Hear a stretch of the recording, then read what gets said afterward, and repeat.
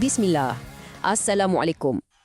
Jumpa lagi kita dalam perkongsian kali ni. Sihat ke tu? Harap-harap komen semua sihat sejahtera lah hendaknya. Hari ni, teman nak bawa komen menyelami satu kisah. Satu kisah yang, terus terang cakap, amat meresahkan. Kisah tentang macam mana satu kumpulan yang haramkan ilmu pengetahuan moden, las-las deme yang jadi pembunuh saudara seagama deme sendiri. Moh, kita sama-sama telusuri perjalanan yang insya-Allah akan membuka mata kita ni. Bayangkan, macam mana satu kumpulan yang nama dia sendiri tu maksudnya pendidikan barat itu haram, boleh bertukar jadi satu mesin pembunuh yang sangat kejam. Sampai sanggup sembelih, sanggup bom saudara seagama sendiri. Macam mana boleh jadi macam tu? Nah, inilah persoalan besar yang akan kita cuba rungkai sama-sama hari ini. Kita akan bongkar macam mana sebuah negara boleh terjerumus ke dalam mimpi neria macam ni. Okey, jom kita mulakan perjalanan kita ni di satu tempat bernama Maiduguri di Nigeria. Dekat sinilah, senyap-senyap, tanpa siapa sedar, benih-benih tragedi ni mula tumbuh. Sikit-sikit sebelum ia merebak dan jadi bara yang memusnahkan hampir segala-galanya. Kita semua mungkin kenal dema dengan nama Boko Haram. Tapi, nama rasmi dema sebenarnya ialah Jama'atu Ahli Sunnah Lidda'wati Wal Jihad ataupun JAS. Nama Boko Haram tu sendiri, kalau diterjemahkan secara kasar, maksudnya pendidikan barat adalah haram. Dari nama tu je pun, kita dah boleh nampak kan, betapa kerasnya penolakan dema terhadap apa saja yang berbau moden. Nama dema tu ibarat satu pengisytiharan perang. Cuba kita tengok garis masa ni betul-betul. Ia tunjukkan betapa cepatnya semua benda jadi serba tak kena. Mula-mula, gerakan ni diasaskan awal tahun 2000-an oleh seorang ulama, Muhammad Yusuf. Tapi titik yang mengubah segalanya berlaku pada Julai 2009. Yusuf mati masa dalam tahanan. Kematian dia bukan memadamkan api tapi lagi menyemarakkan api tu. Dan dari abu tu, lahir semula gerakan ni.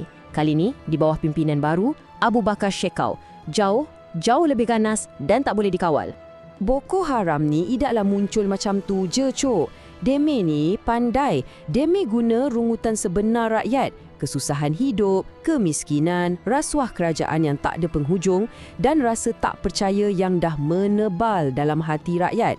Isu-isu inilah yang deme eksploitasi untuk tarik sokongan awal dan bina tapak yang kuat, terutamanya di kalangan orang-orang yang rasa tersisih dan diabaikan. Nah, sekarang kita masuk bab yang paling gelap. Macam mana ideologi dema ni mula mengambil satu selekoh yang amat menakutkan di bawah pemimpin baru dema. Dari sinilah, episod pertumpahan darah sesama orang Islam bermula secara besar-besaran. Satu lembaran yang betul-betul hitam dalam sejarah Nigeria. Kata kunci dekat sini ialah perkataan ni, takfiri. Komen kena faham betul-betul apa maksud dia. Takfiri ni ialah perbuatan kita sewenang-wenangnya mengisytiharkan seorang Muslim lain sebagai murtad atau kafir. Bila seseorang tu dah kena label macam ni, darah dia, nyawa dia dianggap halal. Inilah senjata paling bahaya yang dema gunakan. Satu lesen untuk membunuh saudara seagama dema sendiri. Di bawah pemerintahan kejam Shekau ni, tak ada istilah neutral atau atas pagar. Falsafah dia senang je, sama ada komen bersama kami atau komen menentang kami dan jadi musuh kami.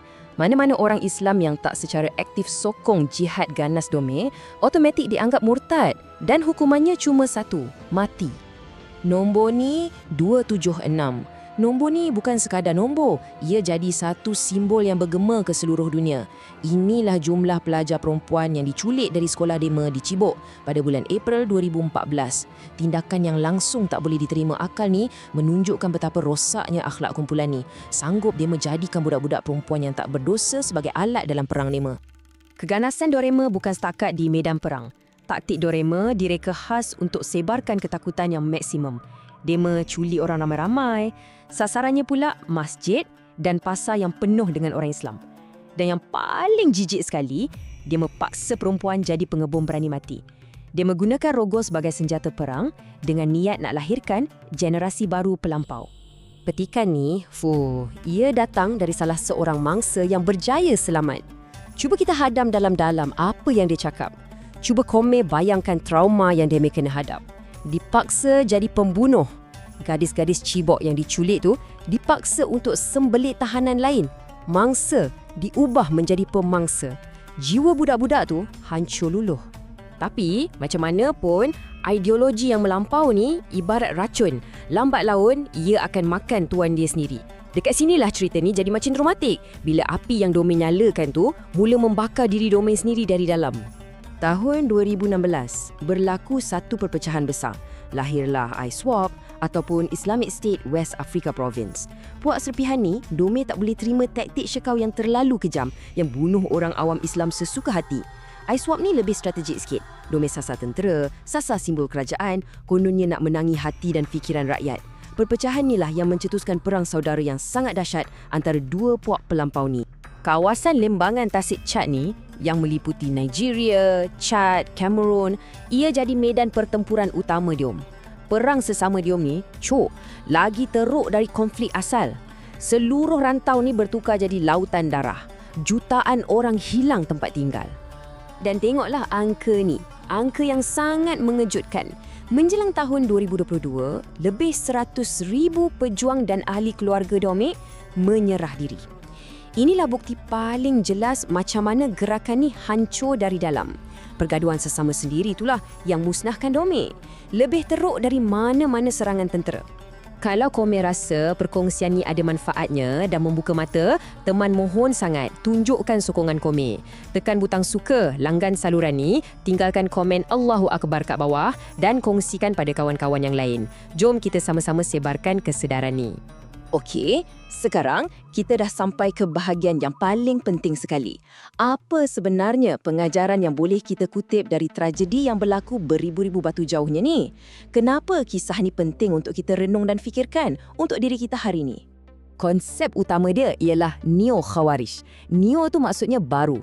Khawarij pula ialah nama kumpulan pelampau pertama dalam sejarah Islam yang terpesong jauh dari ajaran sebenar. Ciri utama dia, berani mengkafirkan dan membunuh umat Islam yang lain.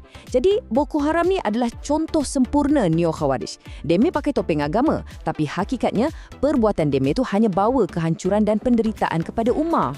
Dan soalan ni teman tujukan pada diri teman sendiri dan pada komen semua untuk kita sama-sama muhasabah. Adakah benih-benih fahaman bahaya macam ni wujud secara senyap di sekeliling kita?